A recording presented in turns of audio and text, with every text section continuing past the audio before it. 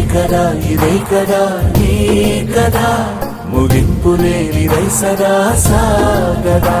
నిస్వార్థమెంత గొప్పదో ఈ పదము రుజువు కట్టదా, సిరాలు లక్ష వంపదా చిరాక్షరాలు రాయదా. నిసీధి ఎంత చిన్నదో నీ కంటి చూపు చెప్పదా, నీలోని వెలుగు పంచగా విశాల నింగి చాలదా.